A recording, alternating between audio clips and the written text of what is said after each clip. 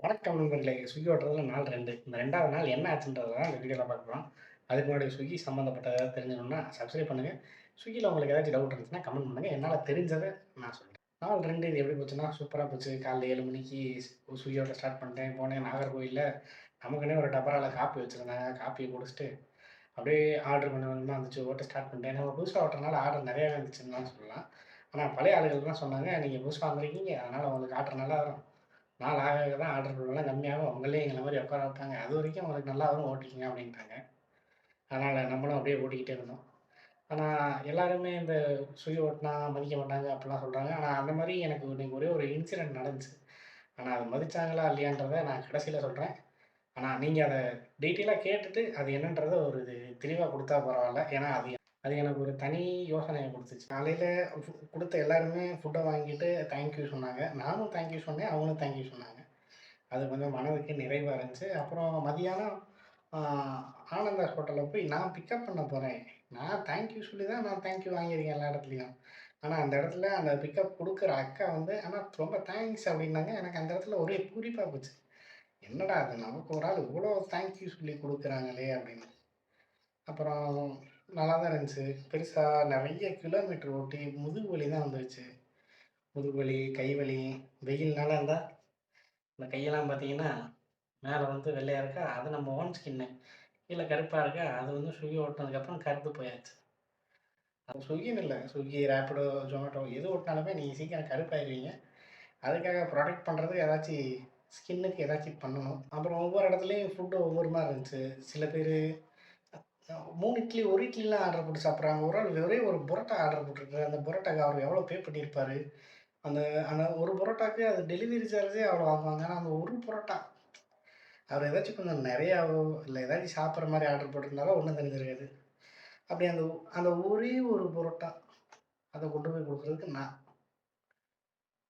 அது ஒரு நல்ல கடையா இருந்தா கூட பரவால்ல. அது ஒரு டம்மியான கடை. சரி அப்படின்னு போய் அந்த இடத்துல போய் அந்த ஒரு புரோட்டாவ குடுத்தாச்சு. அதுக்கப்புறம் ஒரு ஆர்டர் வந்துச்சு.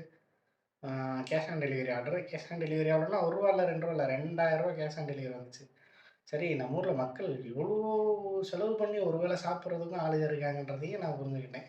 இங்க வந்து மக்கள் வந்து 2 விதமா இருக்காங்க. ஒரு ஆளுங்க வந்து சாப்பிடுறதுக்கு செலவாகும்ன்னு சொல்லி கணக்கு போடுறதுக்குன்னே ஒரு ஒரு ஆளு இருக்காங்க. இன்னொன்னு எவ்வளோ செலவானாலும் பரவால்ல அப்படின்ட்டு ஏன்னா, ஒரு வேள சாப்பாட்டுக்கு ரூ. 2000 வந்து ரொம்ப எக்ஸ்பென்ஸா தோணுச்சு எனக்கு.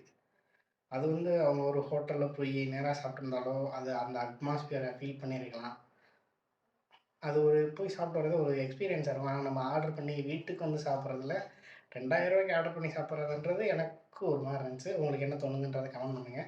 அதுக்கு முன்னாடி நம்ம சேனலை சப்ஸ்கிரைப் பண்ணிக்கோங்க. அப்புறம் அப்படியே ஓட்டிக்கிட்டு இருந்தேன். மிதமா போய்க்கிட்டே இருந்துச்சு. வெயில் அடிக்க அடிக்க தான் ஹெல்மெட்குள்ள வேர்க்க ஆரம்பிச்சிருச்சு. ஹெல்மெட்டுக்குள்ள இல்ல, மொத்த உடம்புமே வேர்க்க ஆரம்பிச்சிருச்சு. அதுலயும் அன்னப்பூர்ணால போய் கொஞ்சம் தண்ணி குடிச்சதுக்கப்புறம் எனக்கே ஒரு மாரி குபு குபு குபுன்னு வேர்த்துக்கிட்டே இருக்கு. நான் வேற இப்போ ஓவர் வெயிட்டா இருக்கேன். அப்படியே உடம்பெல்லாம் அப்படியே சொட்டுது தண்ணியா. ஹெல்மெட்டுக்குள்ள சாமி! ஆனா ரொம்ப கஷ்டம். ஸ்விக்கி ஓட்டுறதெல்லாம் அவ்வளோ யூஸியும் கிடையாது. ஆனா அதே மாரி இது லைஃப்‌க்கு நிரந்தரமும் கிடையாது. யாராச்சும் ஸ்விக்கி ஓட்டிக்கிட்டு இருக்கீங்க ஏதாச்சும் ஒண்ணு பண்ணிட்டு எங்கேயாச்சும் போயிருங்க. ஒரு ஒரு குறிப்பிட்ட ஸ்டேஜ்‌க்கு மேல ஓட்டாதீங்க. நீங்க ஒரு 1 வருஷம், 2 வருஷம் ஓட்டுங்க. அதுக்குள்ள ஏதாச்சும் ஒரு பண்ணிட்டு தப்பிச்சு போறதுக்கான என்ன வழியோ அத பாருங்க அப்படின்றது என்னோட கருத்து. இது யாரையும் எந்த விதத்திலயும் பாதிக்கணுன்றதுக்காக சொல்லணுன்றது இல்ல. இப்ப புதுசா நெறைய பேரு படிக்கிறத விட்டுட்டு இத வந்து பண்ணிட்டு இருக்காங்க. இது வந்து மாசம் இவ்வளோ சம்பாரிக்கலாம், அவ்வளோ சம்பாரிக்கலான்ட்டு. அவங்களுக்கான வீடியோ தான் அது. அதனால யாரும் தப்பா எடுத்துக்காதீங்க. நீங்க படிச்சு முடிச்சுட்டீங்க அப்படின்னா வந்து தாராளமா ஓட்டுங்க. இதில கத்துக்க வேண்டியது விஷயம் நெறைய இருக்கு. இப்ப நீங்க ஒரு பிசினஸ் பண்றீங்கன்னா, ஒரு இடத்துல நீங்க எப்படி சம்பாரிக்கணும்? எந்த இடத்துல நம்ம விட்டு குடுக்கணும்? எந்த இடத்துல இழுத்து பிடிக்கணும்? ஏன்னா ஸ்விக்கி ஒரு சில ஆர்டர்லாம் வெறும் ரூ. 60க்கு வருது. ஆனா அங்க எனக்கு டெலிவரி பே வர்றதே ரூ. 100 வருது. ஆனா அதில எப்படி ஸ்விக்கிக்காரனுக்கு அது லாபம் வரும்? இன்னொரு ஆர்டரு வர்றது எனக்கு ரூ. 25 தராய்ங்க. ஆனா அவன் ரூ. 400 வாங்குறான் ஸ்விக்கிக்காரன். ஆனா அத பார்த்தா அந்த மாரி ஒரு பரோட்டா, 4 இட்லி அவ்வளோதான் இருக்கு. அதான் ஒரு இதில வந்து கத்துக்க வேண்டியது நெறைய இருக்கு. நீங்க பிசினஸ் பண்ணணும், ஃபுட் பிசினஸ் பண்ணணும், இல்ல ஏதாச்சும் டெலிவரி பிசினஸ் பண்ணணும்னு நெனைக்கிறீங்கன்னா, இவன்ட்ட வந்து நெறைய நீங்க கத்துக்கலாம்.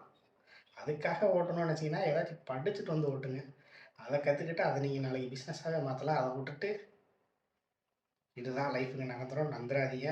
இந்த ஸ்விக்கி வந்து இந்த முதுகு எலும்பு, அப்புறம் கையி, காலு எல்லாமே நல்லா இருக்க வரைக்கும் தான் ஓட்ட முடியுமே தவிர, எல்லாமே போச்சுன்னா அவ்வளோதான் லைஃபே போயிடும். அப்புறம் அப்படியே சாயந்தரம் ஆயிடுச்சு. மிதமா இருந்துச்சு. மறுபடியும் நாகர்கோவில் ஆரியபவன் போனேன்.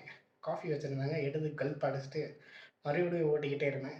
ஆனா ஓட்ட அந்த கிலோமீட்டர் எப்படி கூடுதுன்னே தெரியல. ஆனா கூடிக்கிட்டே போகுது. பெட்ரோல் மட்டுமே கிட்டத்தட்ட 4 லிட்டர் போட்டிருக்கிறேன். நல்லா லிட்டர் கணக்குல போடுற ஆளு.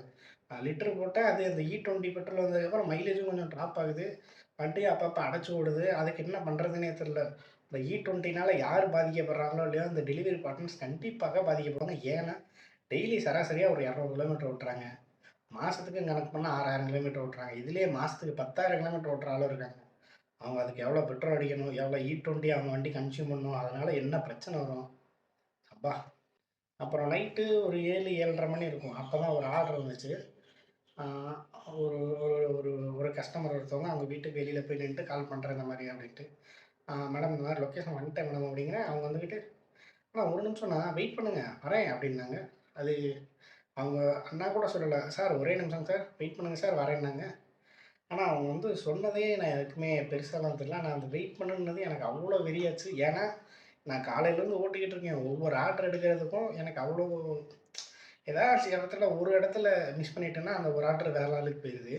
அந்த ஒரு நிமிஷத்தோட வேல்யூ என்னன்னு நான் புரிஞ்சுக்கிட்டேன். ஏன்னா, இப்ப அந்த ஆர்டர க்ளோஸ் பண்ணிட்டு எனக்கு அடுத்த ஆர்டர் வந்துச்சுன்னா, ஓகே. அந்த ஆர்டர நான் வெயிட் பண்ணி க்ளோஸ் பண்ணிட்டு அடுத்த ஆர்டர் வரலன்னா, நான் அத யார் மேல பழி போடுறது? என் மேலயா? ஸ்விக்கிக்காரன் மேலயா? இல்ல அந்த கஸ்டமர் மேலயா?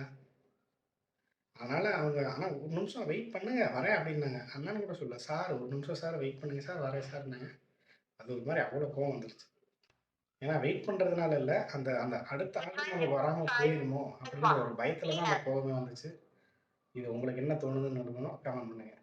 நான் இவ்வளோ நேரம் உருப்படியா பேசினேன்னு என்னன்னு தெரியல. ஏதோ ஆரம்பிச்சோனே ம் புது கண்டக்டர் ஏதாச்சும் பேசணும்னு சொல்லிட்டு அன்னைக்கு ஒரு நாள் முழுவா நடந்தது அப்படியே கதை மாரி சொல்லணும்னு நினைச்சேன் சொல்லிட்டேன்னு நினைக்கிறேன். உங்களுக்கு என்ன தோணுதுன்றத கமெண்ட் பண்ணிட்டு மறக்காம சப்ஸ்கிரைப் பண்ணிட்டு போங்கப்பா. அடுத்த வீடியோல பார்க்கலாம். இல்லாட்டினா அடுத்த வீடியோ உங்களுக்கு வருமா இல்லையா எனக்கு தெரியல. சப்ஸ்கிரைப் பண்ணிட்டு போயிருங்க.